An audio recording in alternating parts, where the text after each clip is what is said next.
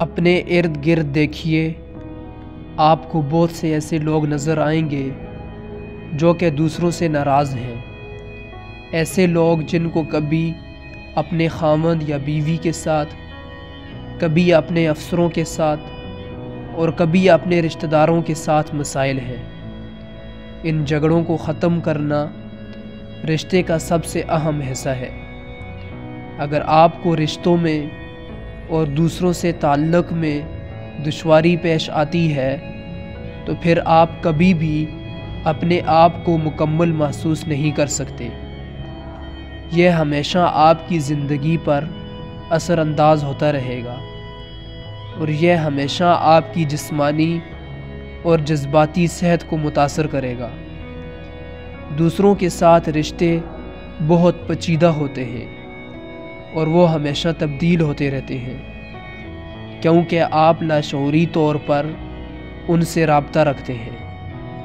اپنے آپ کے بارے میں مثبت احساسات رکھنا اور اپنے آپ کے ساتھ آرام محسوس کرنا اس سلسلے میں بہت ضروری ہے۔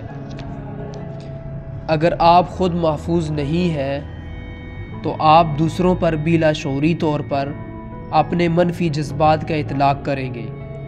یہ اطلاق اس صورت میں ہوتا ہے جب منفی جذبات رکھنے والا شخص یہ محسوس کرتا ہے کہ دوسرے بھی اسی طرح کے منفی جذبات رکھتے ہیں۔ یہ مفروضہ ان کے رویے کو اس حد تک بدل دیتا ہے کہ دوسرے لوگ اپنے رشتوں میں لاشعوری طور پر منفی کام کرنے کے لیے خود کو مجبور محسوس کرنے لگتے ہیں۔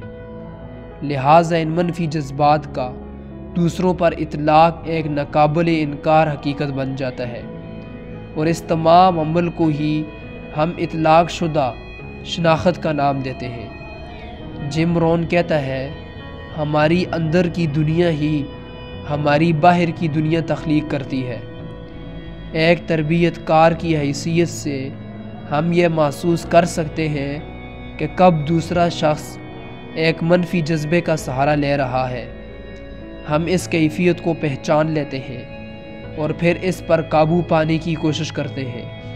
ہم چاہتے ہیں کہ ہمارے پاس آنے والے لوگ یہ سمجھیں کہ وہ کس طرح دوسروں میں منفی جذبات کو تحریک دینے کا سبب بن سکتے ہیں۔ اپنی مشہور کتاب میں ڈاکٹر ولرڈ ہیلرڈ لکھتے ہیں کہ کس طرح ہم اپنے رومانوی رشتوں کو بہتر بنا سکتے ہیں۔ وہ کہتا ہے کہ مرد اور عورت دونوں کی جذباتی ضرورتیں مختلف ہوتی ہیں، اور دوسرے کی ضرورتوں پر توجہ مرکوز رکھنے کی صورت میں ہی آپ اپنے رومانوی تعلق کو بہتر بنا سکتے ہیں۔ کسی بھی رشتے میں آپ اس بات پر توجہ مرکوز کریں کہ آپ کیا دے رہے ہیں، بجائے اس کے کہ آپ اس رشتے سے کیا حاصل کر رہے ہیں۔ اس کے ساتھ ساتھ ہمدردی ایک لازم عمل ہے۔ یاد رکھیے، خود کو دوسروں کی جگہ پر رکھنا تاکہ آپ محسوس کر سکیں اور سمجھ سکیں کہ وہ کس کیفیت سے گزر رہے ہیں۔ ایک بہت ہی کارآمد مشق ہے۔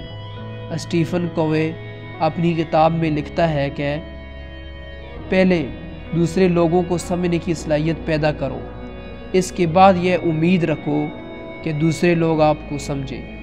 وہ سننے کا ہنر سکھاتا ہے۔ جب ایک شخص دوسروں کو سنتا ہے تو وہ ان کو عزت دیتا ہے، جو کہ لاشعوری سطح پر محسوس کیا جاتا ہے۔ وہ امریکہ کے قبائلی باشندوں کی ایک روایت کا بھی ذکر کرتا ہے کہ وہ گفتگو کے دوران کس طرح ایک چھڑی کا سہارا لیا کرتے تھے۔ جب کوئی شخص بات کر رہا ہوتا تھا تو چھڑی اس کے پاس ہوتی تھی اور دوسرے لوگ صرف سن سکتے تھے۔ جب چھڑی والا آدمی اپنی بات مکمل کر لیتا تب وہ چھڑی اپنے ساتھ کھڑے دوسرے شخص کو دے دیتا، اور اس طرح اس بات کو یقینی بنایا جاتا تھا کہ ایک آدمی دوسرے شخص کی بات نہ کاٹ سکے اور دوسرے کی بات کو مکمل طور پر سنا جا سکے۔ لیڈرشپ سے متعلق بہت سے کورسز بھی سننے کا ہنر سکھاتے ہیں، کیونکہ یہی رشتوں میں اعتماد کا ذریعہ بنتے ہیں۔ لوگ کسی رشتے کے اندر جدوجہد کر رہے ہوں تو ہم انہیں یہی مشورہ دیتے ہیں کہ پہلے وہ یہ سمجھیں کہ دوسرے شخص کے ساتھ کیا مسائل درپیش ہیں۔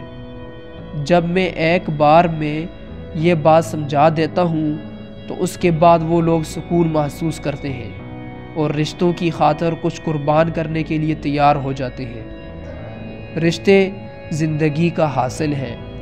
کوئی بھی شخص مکمل آسودگی حاصل نہیں کر سکتا جب تک اس کا اللہ سے، بندوں سے اور اپنے آپ سے رشتہ خوبصورت نہ ہو۔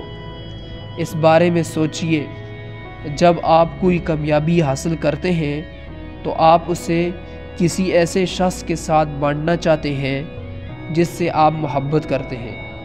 یہ ایک انسانی ضرورت ہے اور رشتوں کے اندر سب سے اہم چیز بانٹنا ہے۔ یاد رکھیے کہ اگر آپ رشتوں میں کچھ قربان کرنے کے لیے تیار ہیں تو آپ اس سے کہیں زیادہ حاصل بھی کریں گے، چاہے وہ اللہ سے ہو، دوسروں سے ہو یا اس کا اپنے آپ سے رشتہ۔ ہم جانتے ہیں کہ ہم اپنے سے زیادہ دوسروں کے لیے کچھ کر سکتے ہیں۔ لوگ اپنے خاندان کا خیال رکھتے ہیں، اس کے باوجود اکثر لوگ رشتوں میں ناکام ہو جاتے ہیں، جس کے نتیجے میں وہ جذباتی تکلیف کا شکار ہو جاتے ہیں۔ جم رون کہتا ہے، تم کبھی بھی خود کامیاب نہیں ہو سکتے۔ اپنے آپ کے لیے جادو ڈھونڈنا بہت مشکل ہے۔